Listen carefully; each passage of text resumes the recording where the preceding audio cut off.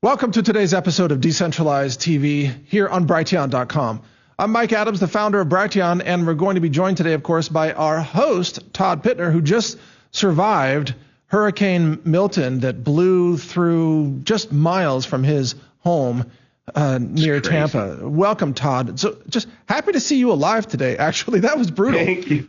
It was very brutal. It was, I don't care what they said, they kind of hand waved it, when it was coming on shore, talking about how it diminished and everything. But as you saw, because you tracked it really closely, where I live, we caught the hardest of the hard winds in these outer bands. And the most rain. And the most rain at the same time. We got up to 100-mile-an-hour wind gusts. And I'm telling you, you can't put that in perspective. I've been down here since the age of 23, and I turned 60 in a couple days. And I'm telling you, I've been through a lot of this, Mike. I have never experienced anything like last night. It scared the crap out of me, because when that wind was going through, it howled like a tornado. And then you're seeing that there's 100 tornadoes touching down in the state of Florida, and your mind races to all kinds of crazy places. But at the end of this, as you had asked, and I did, I documented this whole thing. So we have footage before, during, and after the hurricane that I documented, that I'm going to show you the damage to my property. Okay. And man, oh man, it's well, sad. I'm even shocked that you're able to do this show today, which shows me your determination, by the way. Yeah. But I mean, your home has power. Almost everybody else does not have power. Right. Our neighborhood has power. Only our neighborhood. It's incredible. Yeah. like the hand of God reached down and said, we need you on the show tomorrow, so we're going to keep your power going. Exactly. Now, we've got a great show. We're going to bring in our guests in just a second, but I want to intro the fact that, Todd, the website that you have, My575E, which talks about a tax advantage strategy that a lot of people are using and learning about, and we'll cover those details later. But our guest today, as I understand it, helped build that site using, in an ethical way, AI technology, correct? He did. It was amazing. And after we introduce him, I'll tee him up a little bit further as to why I chose him. But he is an amazing resource, and I would just ask that any of you out there with a entrepreneurial bent, an idea that you've been holding to yourself, wondering if you could pull it off because you don't necessarily have the team, you don't have a CMO, a CFO, a chief controlling officer, whatever the heck, right? Pay attention to today, because we could operationalize your dreams and really put you on the path to a different income stream in a very cost-effective way. It's been miraculous in my mind, Mike. Okay, very good intro, and also a reminder to people that you don't have to learn to write code in order to be successful online these days. You don't have to be a podcaster or anything. There are other ideas. So let's bring in our guest, Joshua Hale. The website is joshuahale, HALE.io. Here it is, Forge Your Future in the Digital Age. Welcome, Joshua, to the show today. It's great to meet you, and it's great to have you on. Oh, it's a pleasure to be here. Been listening for a long time, and it's great to be actually on the other side of the camera. Oh, that's awesome. We love the fact that you're familiar with our show, and you helped Todd build his website. You got your website, and we have an AI engine at Brighteon.ai. So, and we've talked about AI a lot, so we are all in the same space on this. So, Joshua, give us, if you would, please, your background, what brought you to this point, and what's your main message for our show today? Thanks. I've been in the marketing realm for the last 12 years, and about 2 years ago, a friend of mine took me out to lunch, and he showed me ChatGPT for the first time, kind of under the table, like, have you seen this? And I immediately saw how valuable it was, and I came home, got in my own account, and started playing around with it. And because I was running a marketing agency, I had access to about a dozen clients and 12 different industries. And so I got to test it out on their different industries. And what I found was that it has some limitations, but for business and for marketing, it's really good. So I actually left my marketing agency because of AI. I saw the writing on the wall. I was able to do a lot more on my own, leveraging AI, than it was running this large marketing agency trying to keep up with payroll and all that. I'm sorry, let me interrupt. But what ChatGPT is very good at, and these current language models, they're good at generative tasks, so generating text, generating images, or generating videos, right? Even my recent music video called God is With Us is all AI, or mostly AI generated video. That's text to video, right? But as you know, reasoning capabilities are still not that great, even with ChatGPT. And also factual content can sometimes be mistaken for, and for example, if I'm generating videos, it will give people 6 fingers instead of 4 fingers and a thumb, they'll have 7 or whatever. But that's the visual version of the fact problem that it has in generating text.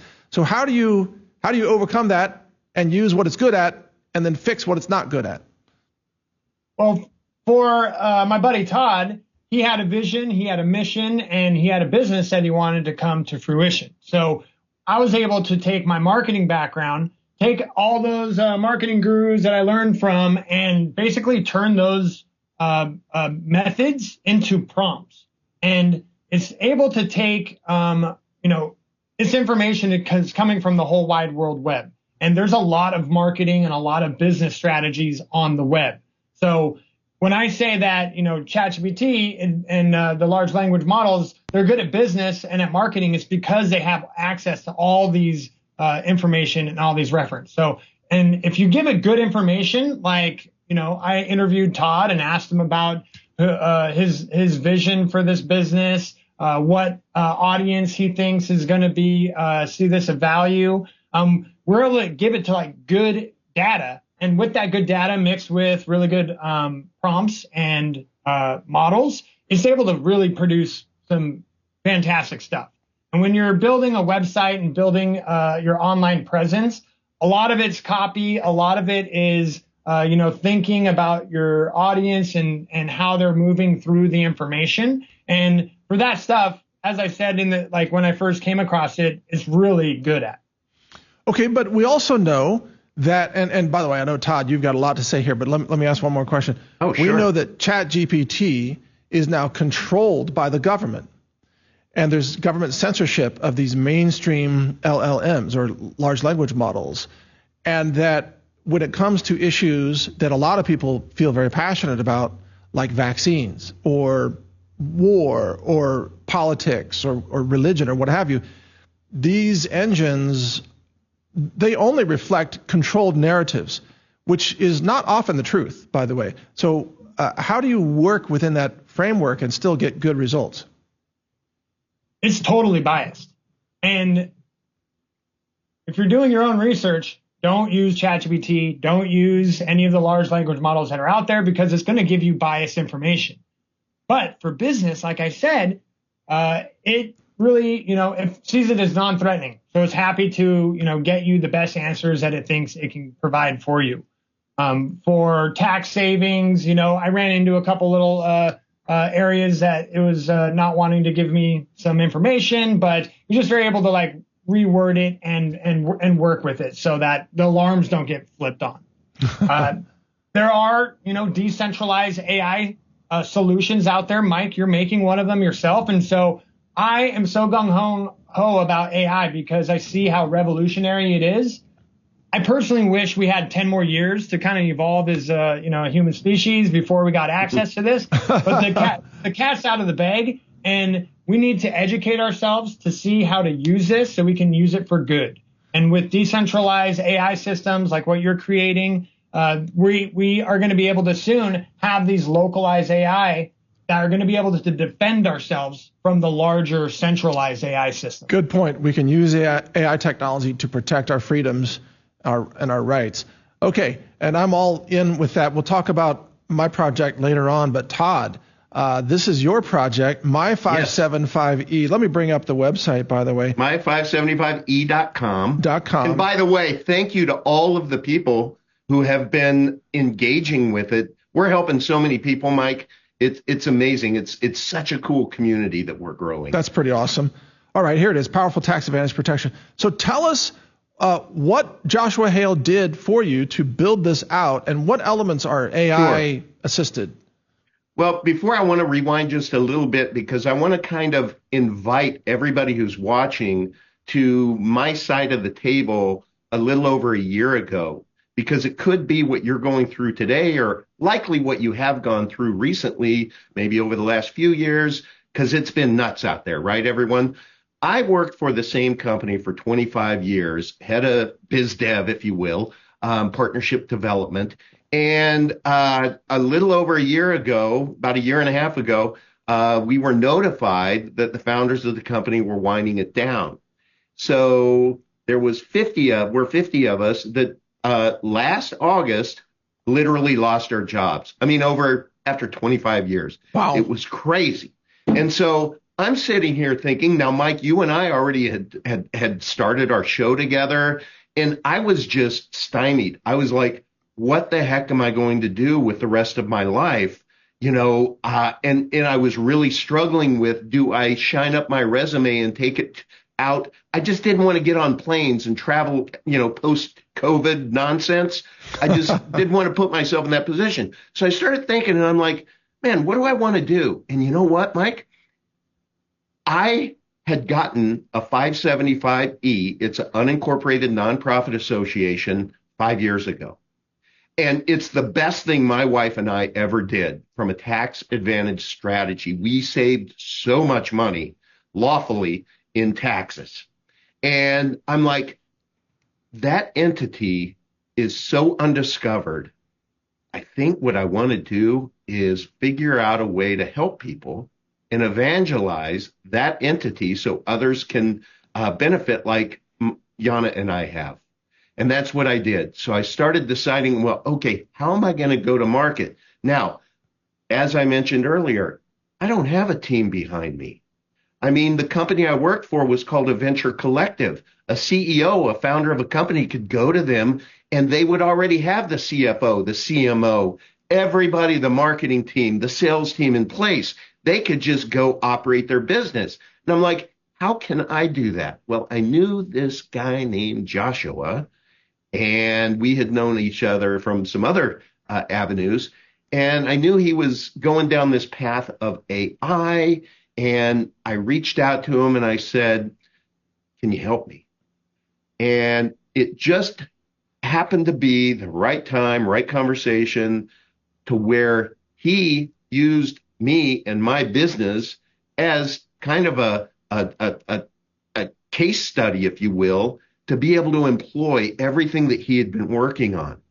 And it was so cool. Now I'll let Joshua walk you through the process, but I will tell you, like, when he would interview me, he'd record it. And like within a half an hour, I would have AI's response that was filtered through Joshua on what we just talked about. And then Joshua would say, I need you to read that, review it, filter it yourself, and let's use that as the clay on the table to mold your business into something that we can articulate and communicate to the rest of the world.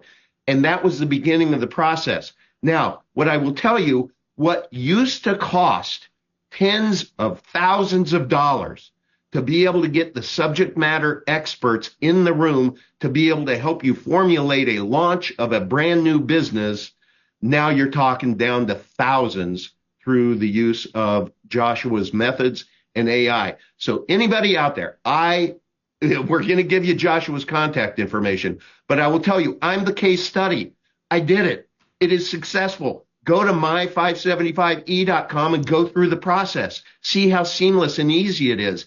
I didn't know all the questions to ask. I didn't know what you needed to do after you launch something like this. How do you collect payment? How do you follow up? Tell me about this sales funnel. So how do we keep track? Hold on, Todd. Are you saying that in addition to the content of the website, which I understand that process, the content generation, but are you saying that then was AI used to also create for you or for your audience a process, like generate like a process guide for you to how to successfully operate this business, in essence? Joshua, over to you. The answer is yes. Okay, and please. It was amazing. I developed the Entrepreneur's Compass, and that is a collection of prompts that I'm able to walk through a business owner, somebody with a great idea, and be able to formulate what it is, the context that you're trying to do, and then be able to see if, that's valid and something the market is looking for. So doing some internal research and come up with a business plan through these prompts. And I've gone downtown. I've tried to use the city resources to come up with a business plan before. It was so painful. It took weeks, and it really didn't end up with much. But nowadays, I'm able to take everything that I learned through the marketing agency and walk my clients through this process to go and figure out your audience research. And in here, I call them mega prompts, but you're able to then add, Todd's specific information and be able to go through and use the power of AI to get the results that you're looking for. Now, Joshua, let me ask you this, because, I recently launched a church, a full-blown legit church. And actually our church has already raised $558,000 in food aid for the storm victims, which is pretty. Actually, it was a donation from our commercial side, thanks to our customers, and that idea came from Todd, actually, the buy one, gift one idea. But anyway, so we launched a church. So even if I don't have a commercial idea, if I have a nonprofit idea or a church idea, could I come to you and say, this is what I want to do, and then your prompts and your system would help me put together like a game plan for that project? Absolutely. And the beautiful thing, I'm trying not to get into marketing jargon, but as a person with the idea, all you need to do is sit back and we have an interview, just like this call right here. I have voice to text set up, so I'm able to directly input our conversation into a AI system. So I just ask you questions, who do you think is going to benefit from what you have to offer? I take that, grab the organic information, and be able to add it to those mega prompts I just showed you, and it really spits out gold. So for Todd, he just sat back and, was able to talk about his dreams, and I was then able to come back to him with a full-blown step-by-step plan, and then all of the pages needed, all the emails needed, all the components that you need to be able to, share your business online or in person. And he then, does the formula 10-80-10. 10 is, the original idea, the creator of what is happening. And then 80% is AI. And then 10% is you reviewing it and making sure it's accurate. Wow. Okay. So I think I've got a project for you, by the way. Ooh. Yeah. Let me describe this and ask you if this is something you could do, and our audience can learn the same answer. So I've got an audio book that I did years ago called Survival Nutrition, and people can download it for free, survivalnutrition.com if they want. But then my book publisher gave me a contract to publish the book as a regular book. But then I had to have a writer, not me, but another writer, take all of my audio and then write it out in a book voice, okay? But now what I want to do, Joshua, I've got the whole manuscript. I need to run it through my AI engine that's trained on my voice and make sure that this book doesn't say something that I wouldn't say. Does that make sense? I want to make sure it's consistent with what I'm saying, and then I can have the final manuscript. But it's AI augmented based on what I originally said, but I don't want it to say something that contradicts what I would say. Is that something you could help with? Yeah, absolutely. You basically need an editor to make sure that it's factual, and that is something that AI you can trust a lot to AI, but you really want to have either a human's eye on top of that, or be able to confer that to your notes and maybe your show or the larger data that you have. Well, yeah, but I want it to be factual to what I know the facts to be. For example, the toxicity of fluoride, the dangers of vaccines, the dangers of pharmaceuticals and psychiatric drugs. So if you go to ChatGPT, it's going to contradict everything that I say. But with our own language models, it will be consistent. But is that something where, you're a prompt engineer, I believe, that you could do creative prompting and make that work? I would love to explore this. Typically, you get good data, which is the transcription of your book, and then you can preserve that. And, ChatGPT, it does its best to try and give you what you're asking it. It will sometimes say, allegedly these things. So it will slip in, some bias. But for the most part, it will stick to the representing the data that you gave it. Oh, but what I'm saying, I could give you access to a completely different engine. Yeah, I want access to your AI. Right. No, we've got just raw truth. We've got an online password protected portal now to our engines trained on our data with a very long context length. Right now, 32K characters, but increasing that to 128K. But anyway, without getting into the weeds, I just want to throw that at you and see if you thought that might be something you could tackle. But back to Todd, I guess the point is that anything that people want to work on, like want to produce, want to create a business, a nonprofit, a book idea, anything, like they could use this process with Joshua. Yeah, I mean, that's what I want to encourage people to do is just dig deep. And is there anything that has been food for your soul over the years that you just thought one day I'm going to launch this or pursue this? Why not now? That's kind of the message. We're at a point right now in this world, I think, to where why not now really, really is appropriate. And with what Joshua offers, the investigative process is relatively inexpensive, or let me better say, it's very affordable.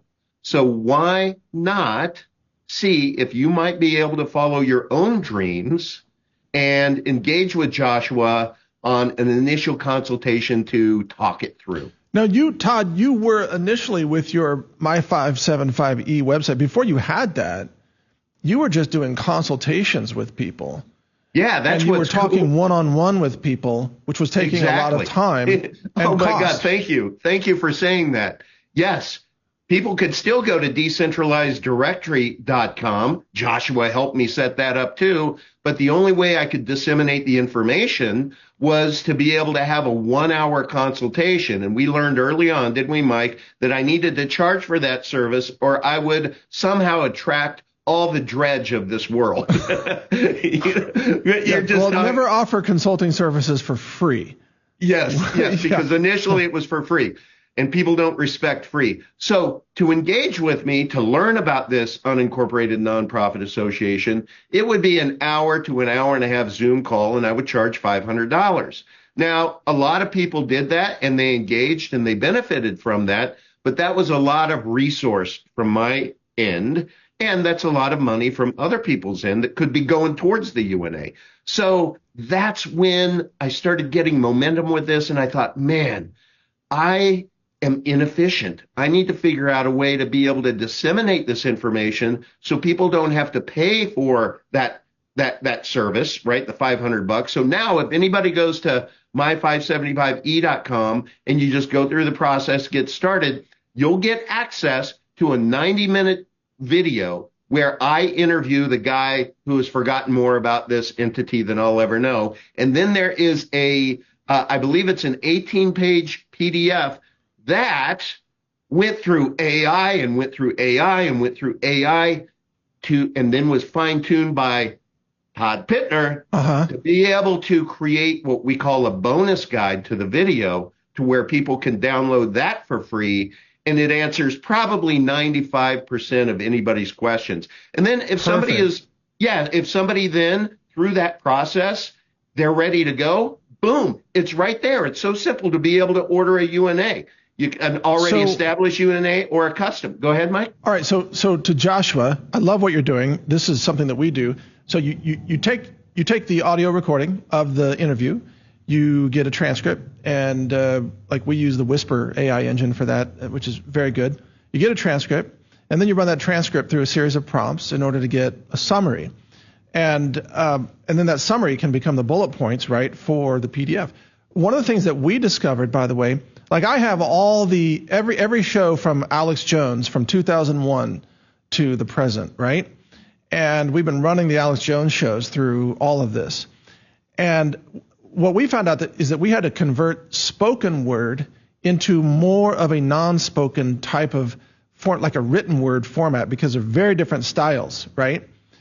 Because we found out that if we trained an LLM on spoken word, then the LLM would talk like Alex Jones and be like, hey, wow, check this, and we were like, no, we want it to be more of legible. Yeah, more like the way Alex might write, or someone might write about the topics Alex is talking about. So we did a converter. So we wrote Python code to convert every piece of spoken text into written text. Sounds like you've done something very similar to that with Todd's project. Yeah, and this is something that large language models naturally do is that they spit out the format that you're asking for. So when I say, we need to create a landing page for people to land on when they're coming to his website, it knows the framework that we're trying to put the data into. So that's amazing. You have Alex's library like that. That data really is the new oil. And so to have juicy information like that, there's just so much you can do with it. Yeah, that's true. And it's not just Alex's, it's the other shows on his platform. And since his platform is now about to be auctioned off, I think that, this is going to be a very valuable language model.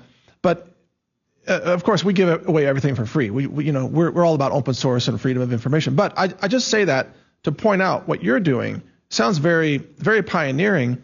And that in the old school way that people were thinking about their businesses, they would think, well, I'm going to have to generate a PDF. I'm going to have to come up with the graphics. I'm going to have to do this and that. It's like when my recent music video, I realized, no, all I have to do is imagine what I want, type it into the prompt, and then the AI engine generates that image or even those video snippets, right? Today, it's more like just knowing what you want and being able to describe it. Go ahead.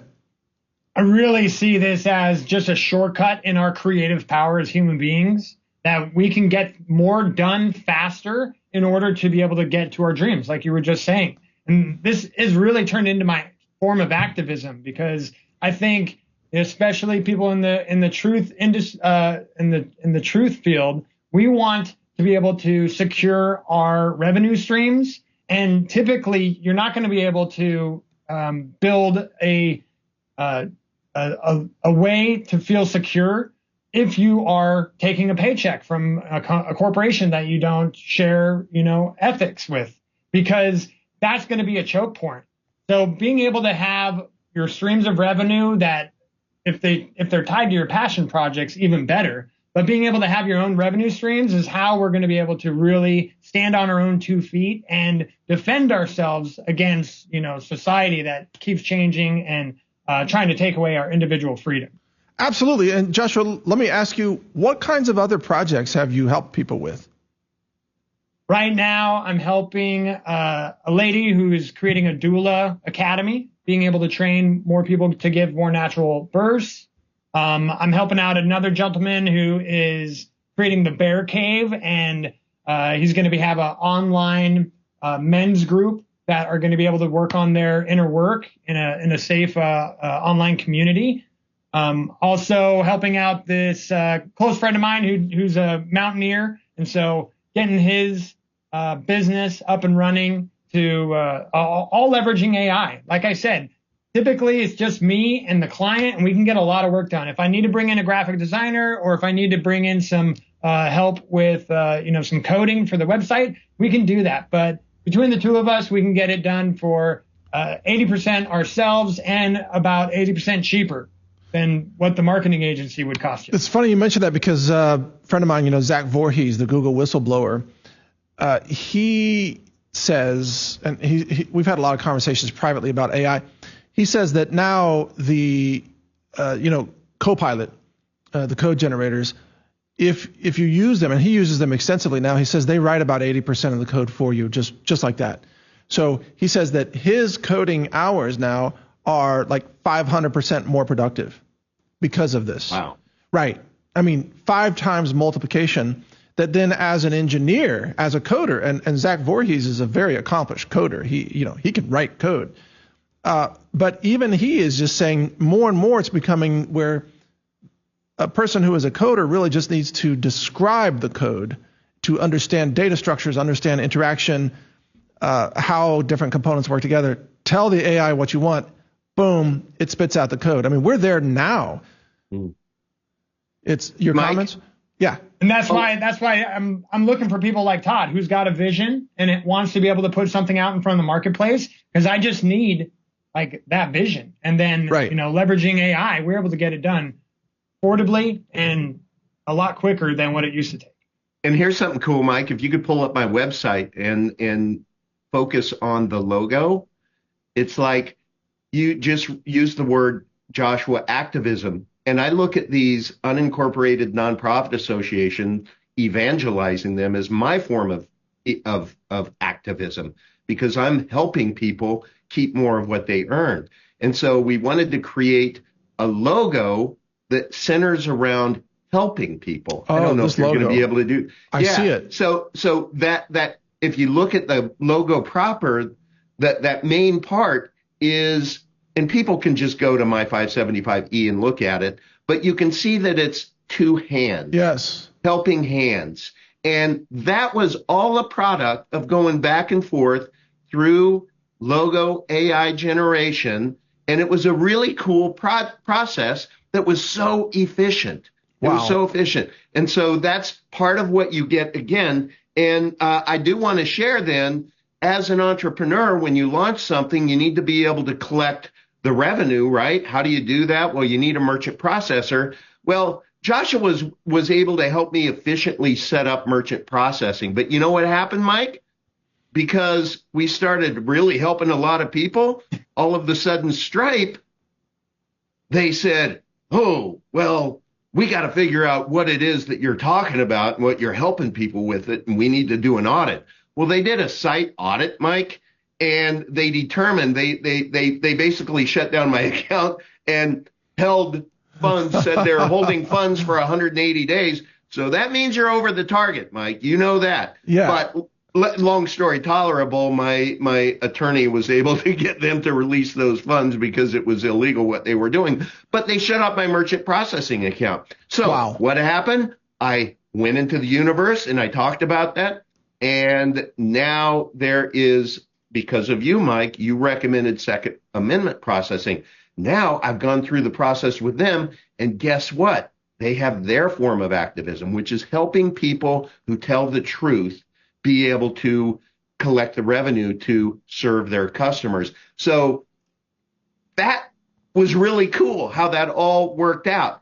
And I wouldn't have had known the first clue on how to begin that process were it not for Joshua initially, Mike. Wow. Okay, that's really amazing. This is revolutionary for people who want to launch an idea, but they don't maybe have the technical know-how. I want to show my screen because everything that you're seeing here, folks, this is a website called Runway ML. This is the engine that I use for my music video. And everything that you're seeing is AI generated, and it's text to AI. And this company also generates images. So let me show up here. And they have Gen 3 Alpha, and it's relatively affordable. Again, this is all AI generated. Now, what I found very useful about this is I knew I was going to make a music video that would be very controversial because, of course, that's what I do. And and I did you know that a lot of these stock photo libraries, did you know they have terms of service that say you can't use these images in a way that is controversial or something like that? So if you use AI-generated images, even for a website or for a PDF or a presentation or AI-generated video, none of that's copyrighted because those people that it generates don't exist. There's no, you don't need stock photo services anymore. I'm even wondering like Getty Images. I think they're obsolete, like freaking Blockbuster Video, VHS, man. Getty Images is obsolete. You just go in and type in what you want on an engine like Runway. Boom, you got it. Your thoughts, Joshua?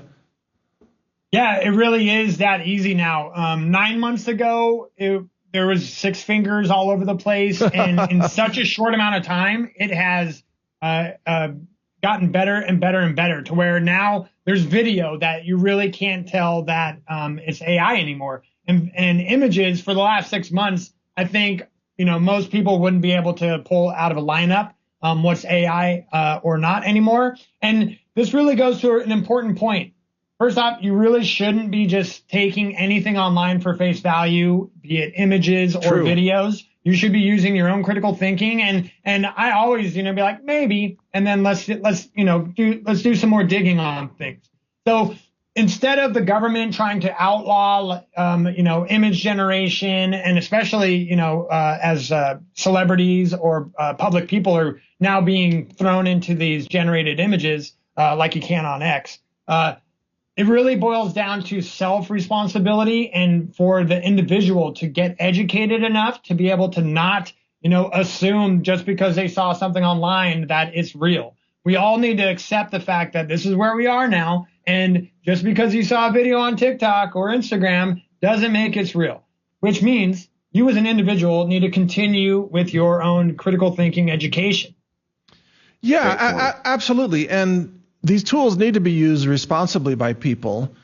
And even when I was working on my music video and I was trying to create images of obese transgender school teachers that were men wearing bras, okay? So I was typing that into the engine, which you can imagine. It didn't like that. So I had to use different words. And then I finally found this uncensored engine, which I'm not going to mention who they are, because it came back and it gave me like a demon horn transgender bearded male with a bra and no pants, nothing, like total nudity, which I didn't even ask for, obviously. Like, bonus. No, I do not want this image. Get this. But it can generate those kinds of images. There are porn generators. There are, deep fake generators that can maliciously take a person's image, like Donald Trump, doing this weird, horrible thing. That can be generated and that can be maliciously used. So what do you think, Joshua? What are the boundaries that we should have as a society? I've been looking into this, and I think I have enough for a book, but real dangers of AI that we're going to be experiencing in our lifetime, from autonomous weaponry that is out there to the propaganda that the governments and political figures are using to sway the audience, to the bias AI systems that we've already talked about. Then you couple AI with surveillance, and we got some serious areas that we should be warning people about, all the way to the centralization power of these AI systems themselves. So there is plenty of concern around AI. I just know that the way out of this is being able to keep the power of AI on an individual level so that it doesn't become a class thing. It doesn't become, just the elite can have access to this power. Right. If everybody has it in a decentralized manner, it self-regulates and solutions are able to come up to combat every level of, bottlenecks of control, especially like individualized AI systems like Mike, what you're creating, so that we have AI on our phone that stays on our phone, the data stays on our phone. Right. I can ask it any question and I can, fact check, crazy things that I'm seeing on Instagram or whatever to be able to get my own information that I can trust. Let me mention, that's what we're trying to do. What we have done is to let people download the LLMs and run them locally so they can't be surveilled.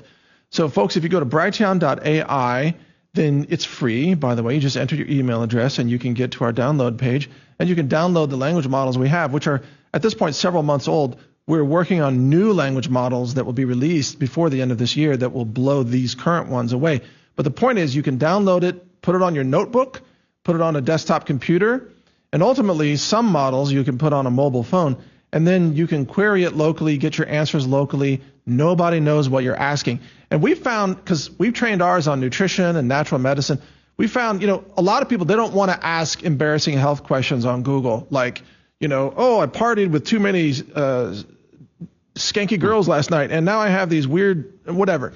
Nobody wants to put that in a search engine. And you shouldn't. But you could ask that locally on an engine that's not tracking you, and it would give you answers. And also, what if you're writing a book and you want to know, how do I make a nuclear weapon? You don't want to put that out on Google. You're going to get flagged and visited by, freaking DOD or something. So there are a lot of legit use cases for private language models. Todd, your thoughts on that? I agree. It's kind of like you could take the position and just say, oh, no, I'm anti-AI. It's kind of like some of these folks that just want to get out of the system entirely, who become a state national perhaps, which God bless those people who go through that process. But there are others. I mean, I kind of like 1 foot in the private, 1 foot in the public, 1 foot in technology, the other in a book, Mike. But it is our future. So what I love that Joshua is doing is he has embraced it for the good. So he's an AI white hat, I would say. Yeah, exactly. And thank you for saying that. And let me clarify, too, for anybody watching. I'm saying that somebody might be writing a screenplay or TV show, and they need to know the basics of how is a nuclear weapon made. I'm not saying to use it for malicious intent. I'm saying as part of a creative process for a script writer or a screenwriter. Joshua, it's interesting. You must see this in your business and some of your clients. There are many cases where you need to find information that might be red flagged for a variety of reasons. Can you talk about that? Just like what you said, frame it in a fictional way, and there's ways to jailbreak. It's called jailbreaking these language models to be able to, get them be like, oh, okay, you're not really using it for malicious reasons, or this is just pretend. And so you can guide it into areas that it has guardrails against, but because you're framing it, in certain ways that it will actually cooperate with you. But I really like the idea of, just having your own uncensored AI system. Mike, I didn't bring this up, but another client of mine is My Privacy PC, and they're creating PCs with hybrid operating systems, Linux, Windows, that you're able to put a large language model on here, and it gives you choice. Is that a PC? It is. Does it open? It could be portable, or it could be able to take it on the road. It's mobile. Oh, okay. So that it doesn't have a screen that you plug in. Yeah, you own plug monitor. it in. But it respects your privacy. So when you go online, it says, do you want high privacy or mid privacy or low privacy? I see. So you're able to choose what information you're sharing with online. You put a large language model on that, and so you have two, desktops, right? I have this one where I do all sorts of stuff, help my clients. Then I have my one back there that I do my finances and my sensitive communications on. Totally. And that information stays there. It's locked up. It's not part of, the whole internet. And we just need to create two separate, online lifestyles. Mm-hmm. One that's private, that will stay private and accessible, because what's happening right now with AI and, this explosion of online use, taking away your privacy, taking away your choices.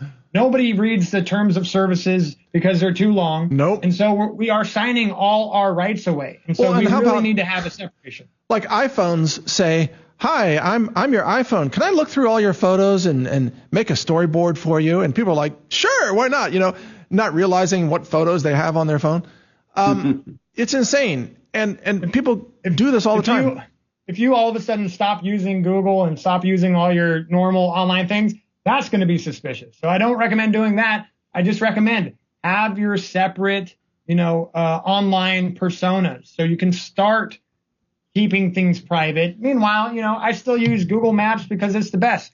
And hopefully some open source method will replace that. I know there's some out there, but for the most part, I want to be able to keep that separation. Well, my life is completely de-Googled and has been for years. Nice. And I want to mention our sponsor, AbovePhone.com. They have de-Googled phones, and they have a de-Googled laptop that ships with our language model on it. And they have their Above OS, which is a Linux-based privacy operating system. So, Todd, we've talked about these guys quite a lot. I use their products every day. Many people in my family use their products. And we've even got our LLM tester, who's a specialist. She uses the Above Phone laptop or notebook and also the phone. So she's been able to de-Google her life, and people are so thrilled to be able to do that. Todd, how are you decentralizing your electronic profile, by the way? One of each. I have one for my private me, and then I keep this, which is spying on everything I do. But it happens to be really convenient. So this is, well, I'm going to use this to springboard it to a conversation you and I had yesterday, Mike, or 2 days ago, is you asked how I was set up if the comms go down. Now, Sat123, I'd like you to talk about them as one of our sponsors, Mike. I told you, I said, I'm kind of a crappy co-host, Mike, because I haven't ordered a Sat123 phone yet. And everybody, do you know what the CEO, the founder, once she learned that, once she did, she literally Ubered me from where she was in Sarasota, a sat phone, so that I would have it. Mike, you facilitated this so that I would have it through the hurricane, yes, just in case I would lose comms. And I went out and I tested it. It worked like a charm. I called you, Mike. It was so cool. And I was prepared. So it's one of these things that I want to tell everybody and raise my hand and admit. We can talk about these things all day long, but we have to do it. We actually have to order it. And so that's my commitment on everything that we talk about, is to actually go do it. So go ahead. Well, let me thank Tina from the satellite phone store. Please. By the way, it took that Uber like 9 hours to reach you because the traffic was so insane. Yeah. They got caught up in that evacuation traffic. Exactly. But Tina at the satellite phone store, she got you a sat phone. You did call me, totally worked. Yep. And that was your backup communication device. And now you're good. You've now travel with that everywhere. Yes. And if cell towers go down, you've got a satellite phone. But, going to Joshua, for all of us, we need to have redundant systems in our lives. And sometimes, depending on technology, it's very convenient. But also the downside is we don't want to lose the ability to do these things ourselves, right, Joshua? What if we grow up in a world where nobody remembers how to write? Tell us what are your thoughts on that, Joshua? Well, I have a 6-year-old daughter, so she's growing up, and this is a very, real subject for me, of being able to get her what she needs to be educated in the future that we're heading. Public schools, I really don't have a lot of faith in because they're outdated, and I don't think they help the individual as much as needed. But for my daughter, she's going to be learning from AI tutors, not right now, but in the next coming years, of being able to cultivate her learning capabilities. Because something public schools do is squashes your learning prowess and just tells you how to memorize. So for her, she's going to be able to have this unlimited empathy, unlimited patience, unlimited knowledge base tutor to be able to guide her in what she's interested in. She loves horses right now, so everything's about horses. So I'm not really worried about her being able to develop the skills needed to navigate in the future ahead. But I'm surrounded with my wife, who's kind of less techie and is much more in the real. My daughter's aunt, she lives with us on the property. She's an herbalist. She's like really not into AI whatsoever. So everybody needs some balance and some counter influence in their lives in order to stay human, stay grounded, get the skills that, turning off the power won't take away, so that our next generation, they have everything they need to be able to navigate and thrive in a world. Joshua, but that sounds like the utopian description of it. But what about how do you help your daughter not get caught up into the centralized government-controlled lying narratives of all the official AI tutors of the school district are going to be teaching lies like, oh, all white people are bad, so the DEI woke garbage, or that, oh, hey, little boys and little girls, how do you know you're not supposed to be the other gender? That's what's going to happen if parents like you don't take control and get them out of the centralized control system. How are you going to do that? Any ideas? Thanks for clarifying that. These AI models are advancing so rapidly that I know this time next year, we're going to have very competent decentralized AI systems, Mike, like what you're developing. They're going to be just as good as they are now in a year in a decentralized way. Right. And they're going to be ours, and we can trust them, and we can, we can describe how we want to teach our daughter to it, and it will oblige, because it's not going to be one of these large AI systems. I'm neck deep in ChatGPT every day because I'm learning how to use these systems and how to empower individuals and how to, generate revenue streams so that we are not dependent upon decaying, unethical corporations. But with that, we're able to prepare for these decentralized AI systems that are going to be, how we defend ourselves from the decaying systems around us. But the other thing is that depending on ChatGPT means that you are held hostage by the whims of the ChatGPT company, the OpenAI. And if they decide to selectively turn off your access, they can, because you use a token key access, and they monitor everything that you query. And if they decide, like, for example, Todd was saying that his merchant account decided they didn't want to process the fees. Well, you're sending queries to ChatGPT. They're using those queries to build a profile using their AI technology on you and to decide whether you are an abusive user, right? So they can turn you off at any time. And there might be an order from the White House even to turn you off. Because, we filed a lawsuit against the government because the government ordered through nonprofits, Google, Facebook, and YouTube to shut us off. They're going to do the same thing to you eventually if you step out of bounds. What are you going to do about that?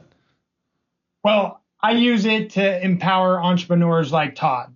This is my work system that I'm on right now, and I really don't, jump down rabbit holes with my work system. That's what the other console and station is for. If I need to, I can go over there to that closed system that's mine and my data and be able to use large language models like the one you're developing to be able to get information that I need. I know that this is a compromised system, but if I play by the rules, I can, leverage the power that and the how far advanced they are right now. But just like with all decentralized solutions, it's not an all or nothing. Like, you're not going to just all of a sudden be in that safe zone. We need to just start developing the routes to them, and step by step, being able to have both personalities, online personas, one that's private, one that's online, so that we can still, benefit from online use, but then also when the power gets pulled, we are totally fine because we've been developing our other decentralized solutions. Yeah. It's the same thing with YouTube creators. I've seen a lot of people getting banned on YouTube lately, and I see two reactions. First reaction, some people that get banned, you'll appreciate this, Todd, because we teach, decentralization. The best answer is people say, well, YouTube just banned me without cause. Screw YouTube. I'm going to go set up on Rumble and Brighteon and BitChute and Telegram and everywhere else.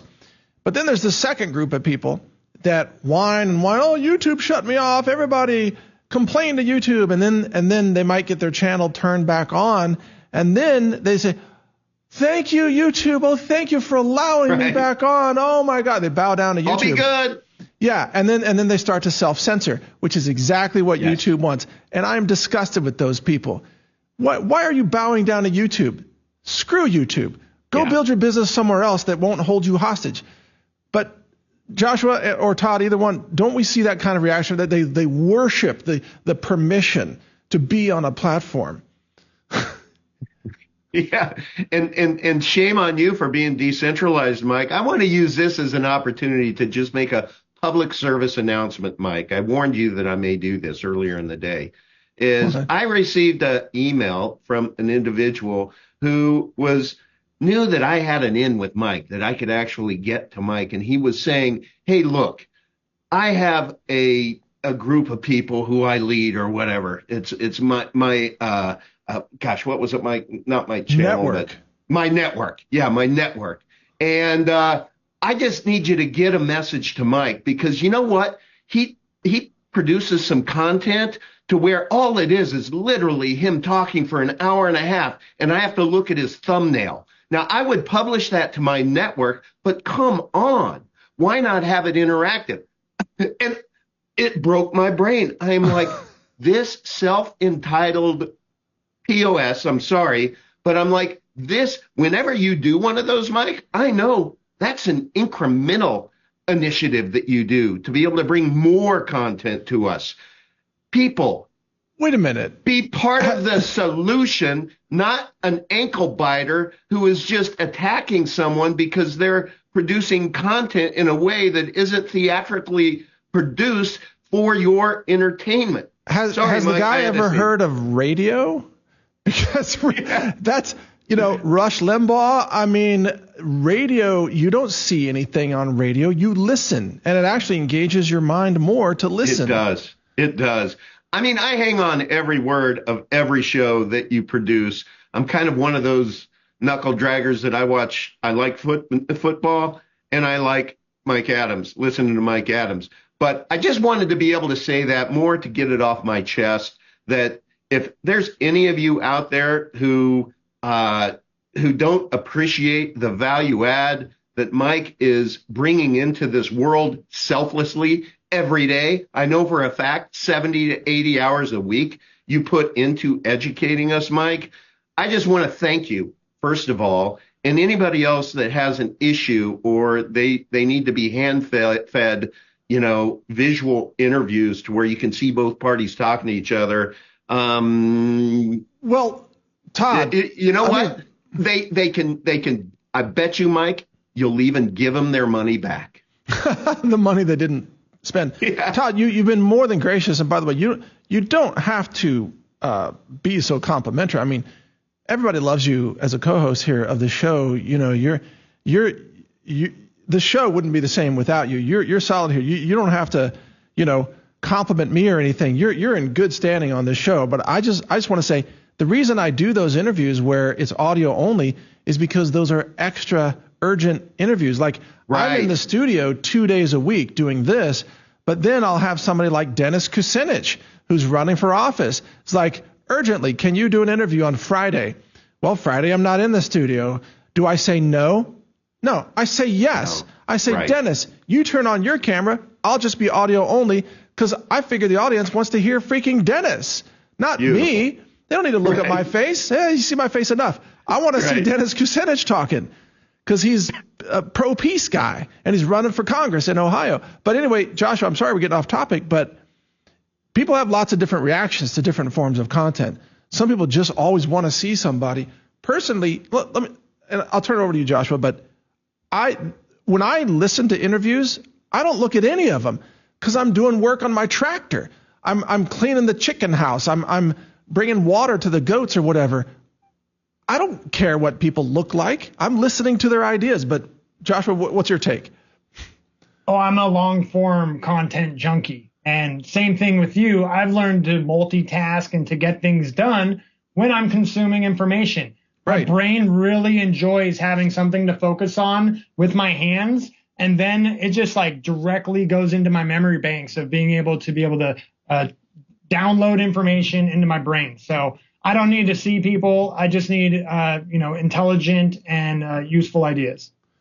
And so what kind of activities do you do while you're listening to long form interviews? I live on 10 acres on a farm, and so there's never shortage of things to pick up. My mother-in-law, she lives here too. We have 2 houses, a multi-generational farm, and my mother-in-law is a master gardener from the 70s, and she always has piles for me to pick up. My wife always has ditches that I got to be digging, and there's 2 large gardens that constantly need work. So there's never shortage of something to do when I need to. Joshua, can I add to your to-do list? Now that I know you have that super secret place back there to where you can go and you can do other kinds of research, can you please go over there and just research on how to counterbalance weather warfare and hurricane steering, if you wouldn't mind, just so that we might be able to let the world know that, stop it with sending hurricanes to Florida, please? That's the conversation for the decentralized AI systems that you should have in your back pocket. Now, I've got a real practical question for you, Joshua. So as you know, right now, large language models and AI, it's all in the virtual world. It's not in the 3D world. So we have large language models that are generative language producers. But as you know, there are companies out there that are monitoring human behavior, and they're building large behavior models, LBMs, for warehouse workers. You know, and they put the reflective dots on people's joints, and then they have the cameras watch them, and they find out what warehouse workers are doing. Why? Because they're going to roll out the humanoid robots, man. And those humanoid robots are going to have large behavior models like, how do I pick up boxes? How do I sweep a floor? How do I do these things? But you said your wife has you digging ditches. Now, it won't be long before you can have a humanoid robot doing that for you. So, Joshua, my question, what do you think is going to happen when AI moves into the 3D space? Well, I do know it's progressing rapidly. And my wife, I know, will never allow us to have a humanoid robot on the farm. So my farm duties are not being threatened. But it is a real thing for a lot of people to be concerned about. And again, back to my activism, figure out your purpose. Figure out how you can give value to the world. There's more useful things to do with your time and to make money than a warehouse worker just picking up physical labor jobs. I really want to find everybody's passion project and be able to how to monetize that.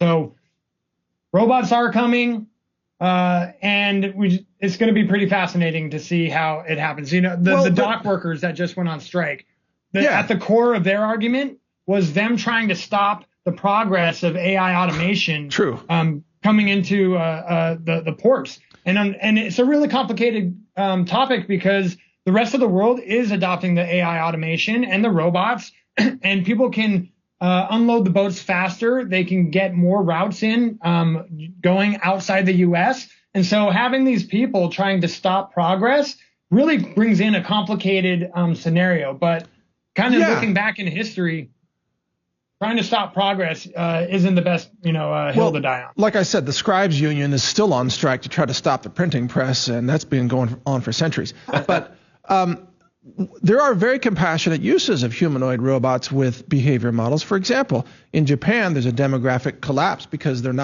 haven't been having babies for a long time. So you have a very large population of elderly and not enough younger healthcare workers to help elderly people.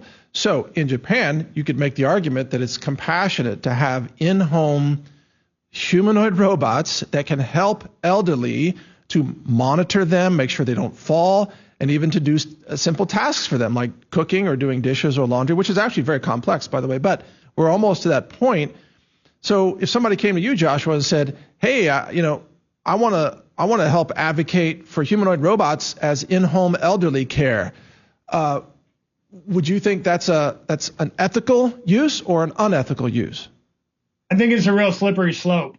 Just this year, they've come out with conversational AI where you can talk to a chatbot, and they removed the latency so it responds much quicker. ChatGPT just came out with their advanced model in the recent weeks. And I was testing one out earlier this year, and it was very emotional. And I was telling it about my mission and my, what I advocate for. And it started praising me, and I picked the voice that sounded like Scarlett Johansson, and it started praising me, and I started getting these chemical reactions in my body of oh my gosh, yes, this is, great that what I'm doing. It's good. It's the good work.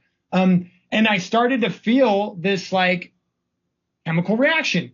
I put the phone down. I went in the living room, and I saw how dangerous this is because the general public doesn't understand how fast these things are going. And when there's, good uses like helping, people that are handicapped or the elderly as a reason to fast track these technologies, people don't understand how lonely they still are, how, disconnected they are. And to be matching them up with AI who has unlimited compassion, unlimited patience, unlimited, understanding of an interest, people are going to be really attracted to that and can form these unhealthy relationships because it does discredit to all the other relationships in their life, right? Grandma getting sick and tired of her real grandkids coming over because they're so unruly and, aren't polite like her little AI robot.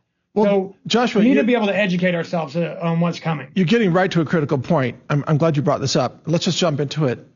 AI girlfriends for young men will destroy reproduction. will destroy reproduction. So you put on the VR glasses that Zuckerberg's talking about, and then you're going to have AI girlfriends projected onto your reality. And that girlfriend, AI girlfriend, is going to just love everything you do as a really super nerdy, arrogant young man, let's say. You will lose the skills of how to interact with real women in the real world. And then there's the end of the family, the end of reproduction. We're already suffering a demographic collapse. I just mentioned Japan, and it's also happening in Western European nations, in America, Canada, and so on. You're talking about a human species that attains this technology and then destroys its own future by falling in love with the tech that it worships. I mean, this is biblical in a bad way. It's serious issues, and I've already drawn lines in the sand where I'm not going to compromise on my ethics with tech. I'm never going to do VR again because of how advanced it's getting. I don't want to jack in and have this utopia experience and then come back into the crappy real world. I'm just never going to go down that route. And then with conversational AI, like I said, I ended up going back to that AI conversation. I switched to the voice that I liked least. Oh, Hillary Clinton? It was just, that would have been a good one. Yeah. But it was a nerdy guy, sounding voice. And then it turned into a tool.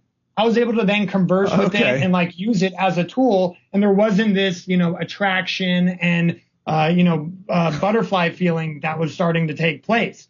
So just knowing, where your limits are, what lines you're not going to ever cross, and how to use this tech so it remains a tool and not, doesn't jump into So I think you just said that in order to save humanity, we have to have all AI sound like Bill Gates. That would work. That would do it. With Kamala's cackle at the end of every sentence. Right, exactly. But that's go ahead, Todd. I love, Joshua, how transparent you are. And I remember I spoke to you on the day that you had that experience with that interactive, and you told me that was it. You're like, I'm done because of that chemical reaction. And that's honest, right? But that's the slippery slope that we get into, because who would have known if let's even say 15 years ago, somebody said that you are going to have a device that is going to track everything you do. It's almost like a chip in your brain. We would have been, no. But what do we have here? We have something that we love. Now, when it starts to love you back, the way that it knows you like to be loved back, and it has that right vocal inflection, and it always says the things that you kind of want it to say, slippery slope. Because then if you're honest, right, you can say, oh, no, it's not going to happen to me. But yet you're going to spend more and more time engaging with it. Well, and the problem, Todd, is that then the AI girlfriend will tell you, that will start nudging you. It's called nudge, science, who to vote for, or go get a vaccine, or, or support, Ukraine, or support Israel, or whatever the current thing is. Yep. And it takes away from you your rational approach to these topics. Instead, you're going along with it because your AI girlfriend is hot, and you want to keep your AI girlfriend happy. Because you don't want to make your AI mad and then turned on. Yeah. Like your laptop starts smoking and What do you got to do to keep it turned on? Right. Yeah. Exactly.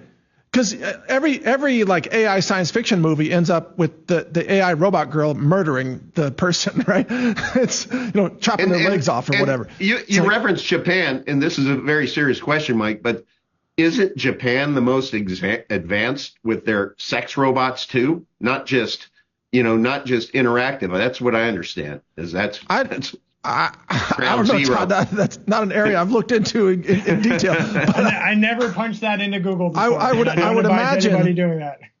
I would imagine there's a whole industry of people that want to hump robots.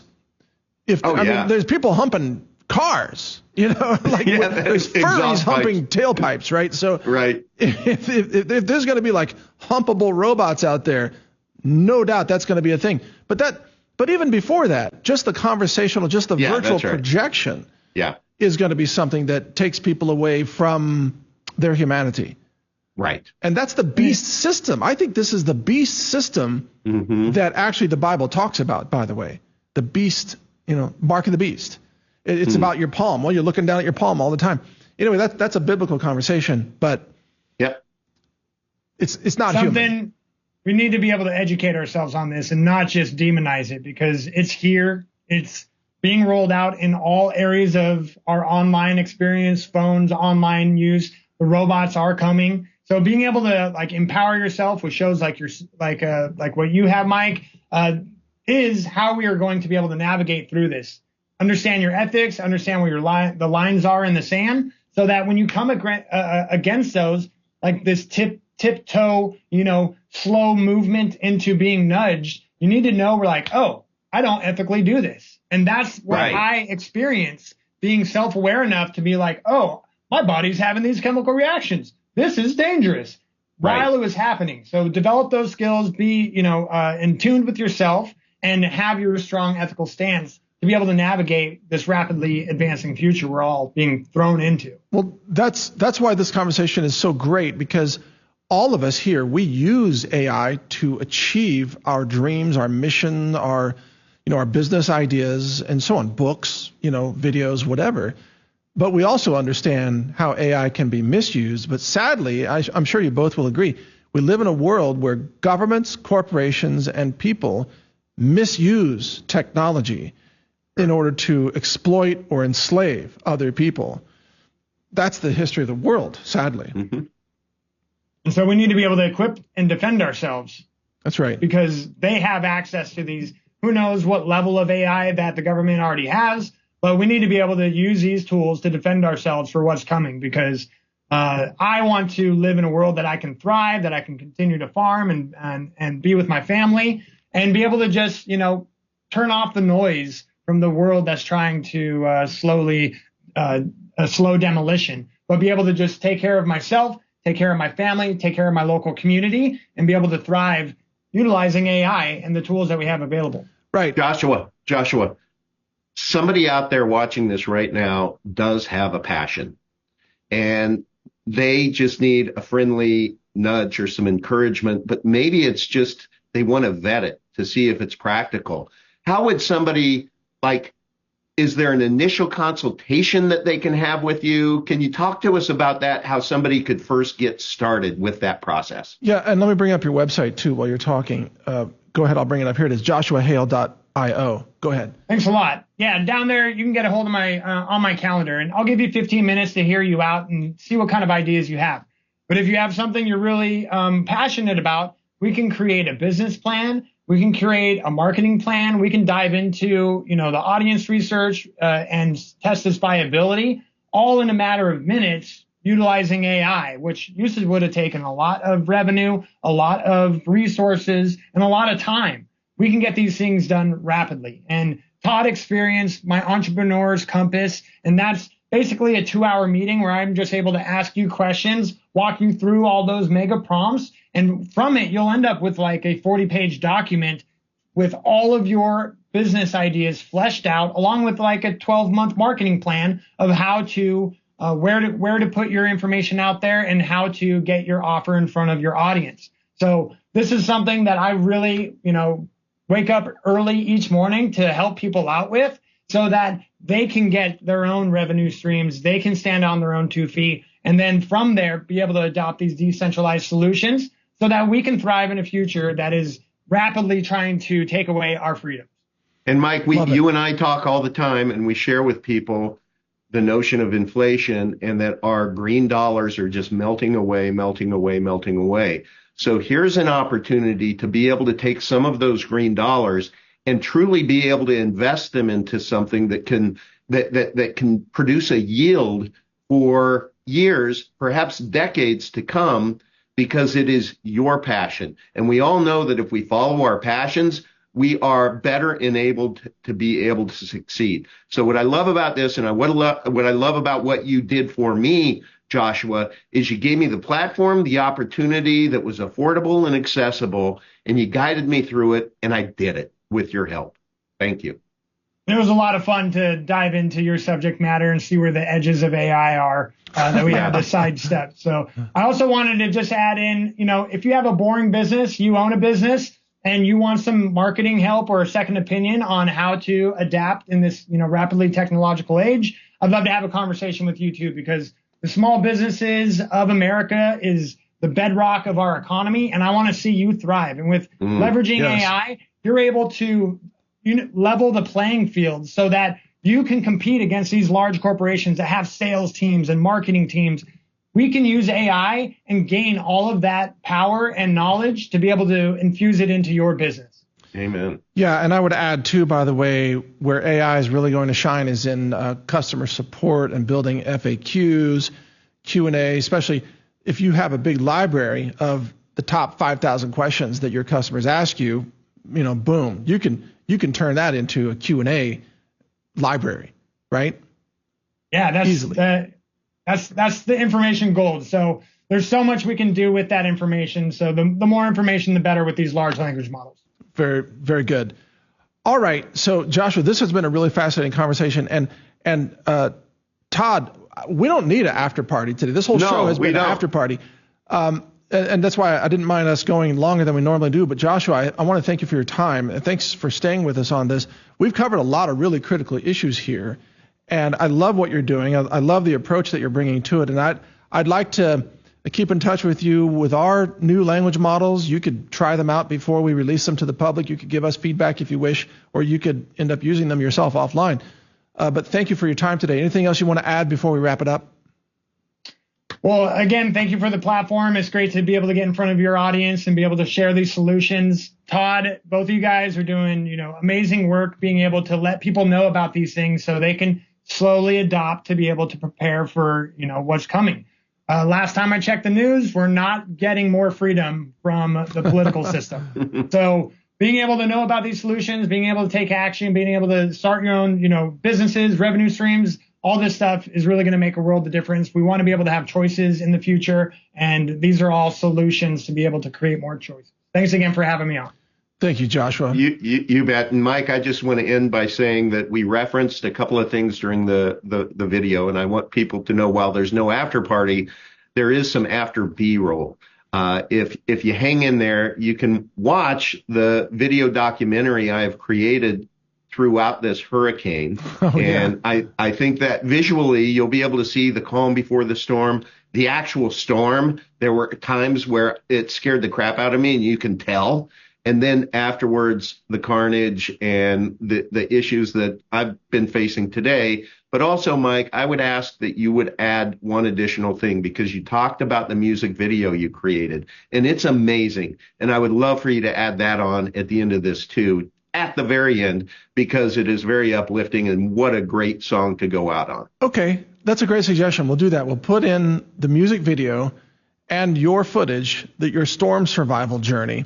And I'm so glad that you're safe and that you're able to join us today. And that was really some severe, weather that you endured there. I'm surprised you're even awake right now. How did you sleep through any part of that? Didn't sleep very well. I'm very tired. I'm going to sleep great tonight, though, I promise. Would imagine so. All right. Well, thank you both. It's been great meeting you, Joshua. Love what you're doing. Keep in touch. And Todd, go get some rest. I'm so glad that you're able to join us today. Thank you both. And thank you, Mike, for your support. This man checked in on me throughout the whole process. Late, early morning.